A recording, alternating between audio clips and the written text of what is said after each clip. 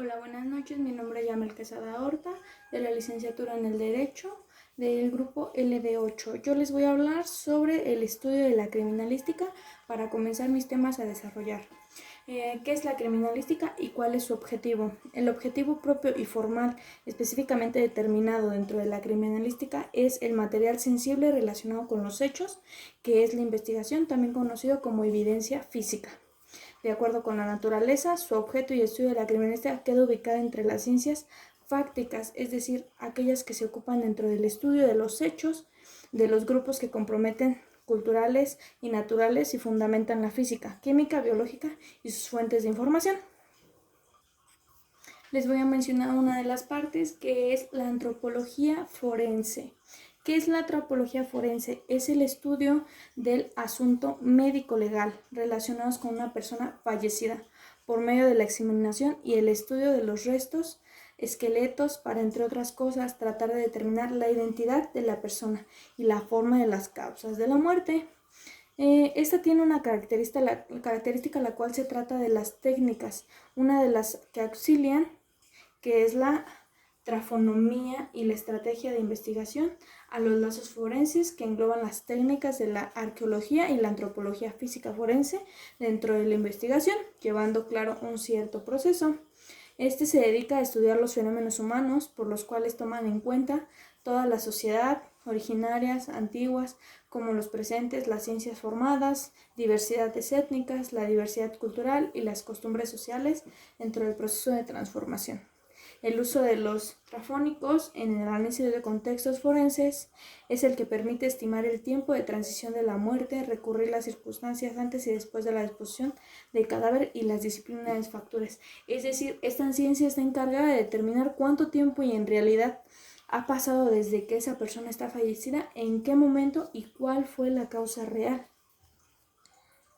Les hablaré un poco de la balística. Esta parte es esencial dentro de la criminología y la balística es la que tiene por objeto el estudio de las armas de fuego, munición, los fenómenos producidos por disparos de este comprendido entre otros y el efecto de la dirección de los proyectiles, la determinación con la que iban, la entrada y salida, las características que son los casquillos, la determinación de la trayectoria, así como las circunstancias que fueron de utilidad y resulten posibles al esclarecimiento de un hecho delictuoso dentro de una investigación policial judicial.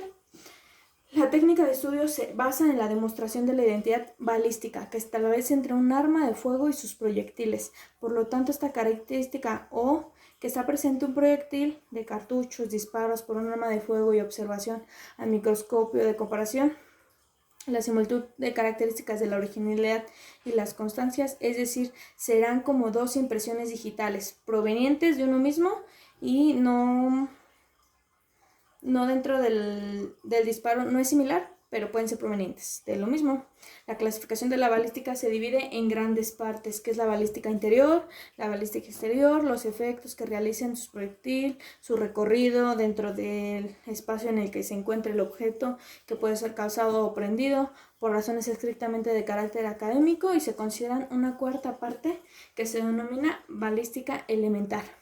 La balística interior estudia los movimientos y los proyectiles en el interior de las armas de fuego, es decir, dentro de la arma, dentro de la parte interna. La balística exterior estudia el movimiento durante su recorrido por el espacio, es decir, que sale de la boca del cañón. Es decir, yo tengo una arma aquí, voy a apuntar aquí, entonces vamos a ver cuánto. Balística de efectos, estudia el efecto que produce el proyectil desde que abandona la boca del cañón, es decir, qué tanto fue su profundidad, cómo extendió, en qué parte cayó, si estuvo exacta la bala, su recorrido fue correcto, se desvió, muchas cosas. La inspección de la técnica criminalística, que son las áreas del estudio presencial, es la diligencia de las prácticas de balística y constituye la aplicación de la inspección en la técnica de la policía.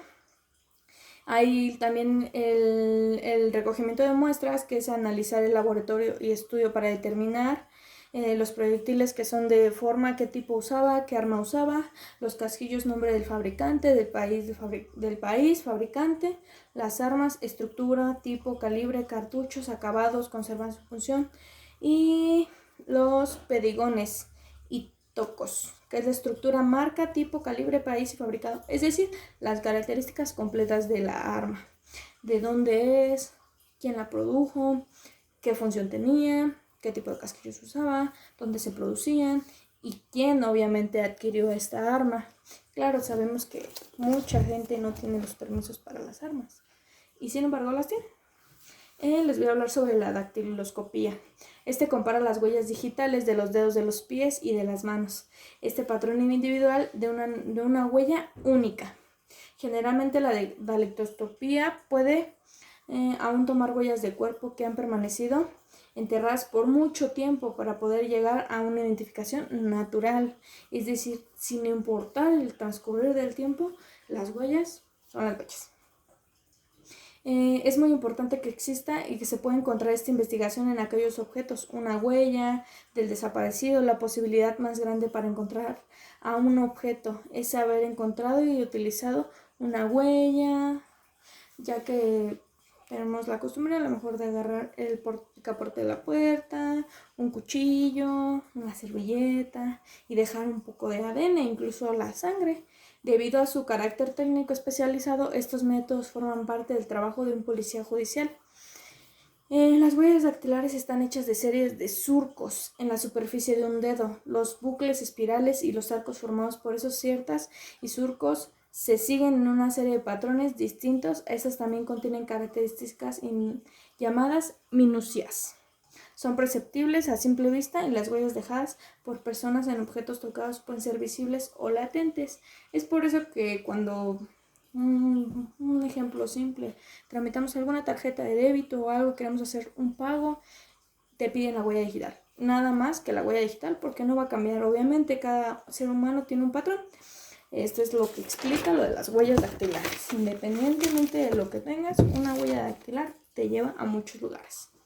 La documentoscopía, rama de la criminología encargada de el conocimiento, método y técnica de establecer veracidad, autenticidad o falsedad de toda clase de documentos con escrituras a mano, en diversas variedades mecanográficas o de imprenta, haciendo probable la identificación del individuo responsable de un hecho. La documentación son caligrafía, grafecoscopía, la criptografía y la paleografía, realizando el análisis de documento a fin de determinar su autenticidad o su posible alteración, como lo puede ser a veces en las actas de nacimiento, que sea auténtico el documento y que no sea un simple documento PDF que podemos editar.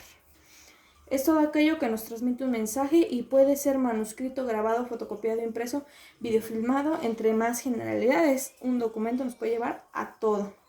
Esto es una prueba exacta de cualquier cosa.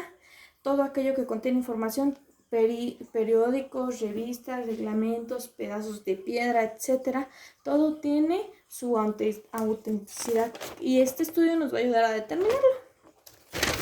La psicología forense es la rama de la psicología que estudia e interviene en los procesos judiciales con el fin de aportar datos, conocimientos que ayuden a resolver los casos. Los profesionales de la psicología forense son psicólogos forenses y hacen su función de recopilar y estudiar e interpretar correctamente los distintos datos psicológicos.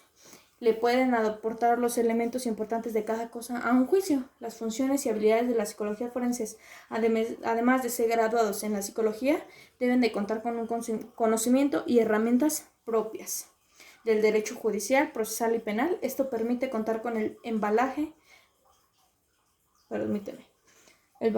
bajaje necesario para poder comprender con una presión de procesos judiciales y aplicar correctamente las técnicas psicológicas dentro de este campo.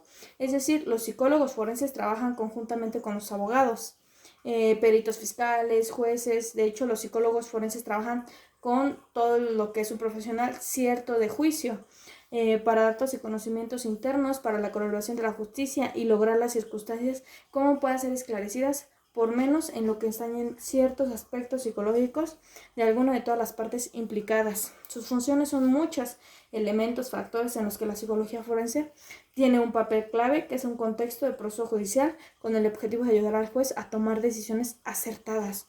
Un psicólogo forense pone a la disposición del caso una serie de conocimientos y herramientas. Una de las funciones que comprende este estudio es que llevan a cabo los psicólogos forenses acercar las facultades mentales o las construcciones psicológicas de algunos de los implicados en el juicio, acusados, denunciantes, hasta testigos. En el análisis ayuda a divulgar el caso. Acusados estaban en pleno uso de sus facultades mentales o tenían algún problema psicológico, el saber el por qué lo hizo y si fue meramente que la persona esté al 100% de sus facultades mentales o si tenga algún problema y tengan que determinar una causa.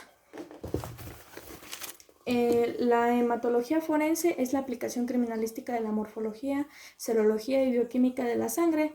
La hematología forense abarca todos los aspectos, tanto reconstruir como identificación del interno, no solo policial, penal, sino además civil. Podemos relacionarlo con la fiscalización.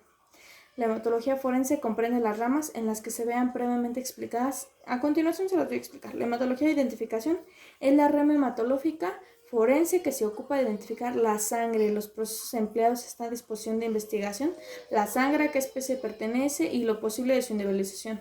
El trabajo policial, pericial y se ve frecuente asociado a determinar los delitos contra personas más sospechosas de sangre. Su aspecto macroscópico induce frecuentemente el error, siendo necesario recurrir a las pruebas de laboratorio para obtener un resultado verdadero.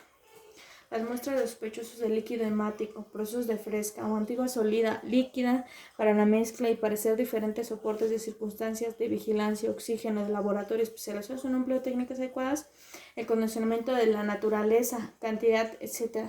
Y proceder a una prueba de laboratorio. Dato de las manchas de sangre. Las manchas de sangre. De la antigüedad de una mancha de sangre solo se establece con márgenes de error. Las manchas cambian de color con el tiempo, es decir, una mancha de sangre al transcurrir del tiempo obviamente tiene un procesamiento y cambia de color. La hematología reconstructora se ocupa de la determinación e interpretación del mecanismo de producir las moléculas y cada mecanismo tiene imágenes sanguíneas propias. Obviamente todo es diferente. La sangre, fluido orgánico, está especializado en que tiene una ciencia forense.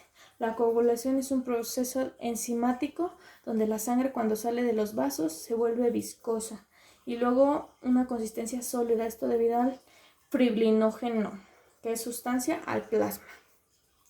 Aspectos de mancha. Esta es una con la edad soporte sobre lo que resinan los tejidos, absorbentes, claros, manchas, presentan un rojo oscuro que con el paso del tiempo tienden a ennegrecerse más. Si nos damos cuenta, cuando sangramos de la nariz, alguna prenda es rojita al principio y luego se vuelve como negra. La viscosidad cambia. A esto se refiere ese estudio. La fotografía forense, también conocida como la fotografía de la escena del crimen, es una actividad y es un estudio completamente necesario dentro de un estudio criminológico, dentro de una escena del crimen. Es decir, nosotros como persona física observas en el lugar, siendo peritos, sacas tus conclusiones, pero no tienes a lo mejor la cierta capacidad de observar cosas que una cámara sí. Y a lo largo del tiempo y dentro de la investigación es un elemento esencial mirar una fotografía y decir, yo no vi esto, pero aquí está. Entonces empiezas a recabar más partes de la escena. Se me hizo a mí, en lo personal, una fuente muy, muy necesaria dentro de la criminología, ya que es cierto, una fotografía capta más que nosotros mismos. ¿Qué es la medicina forense? La medicina forense, conocida también como la medicina legal, jurisprudencia, médico, medicina judicial, es la rama de la medicina que tiene como objeto ayudar al paciente en el ámbito judicial. También como objetivo ayudar a la justicia y su impartición en la afectación del ser humano que piensa en una delimitación en marco legal y este último caso acudir a un paro, mejorar la comprensión de lo que sucedió al individuo, así como un caso para la reparación de un daño causado. Lejos de las creencias populares del médico forense se dedica a realizar autopsias. Este puede trabajar en áreas muy diferentes. Los especialistas en medicina forense desarrollan su trabajo diario delimitando la patología y las lesiones muy diversas entre los que se desplazan.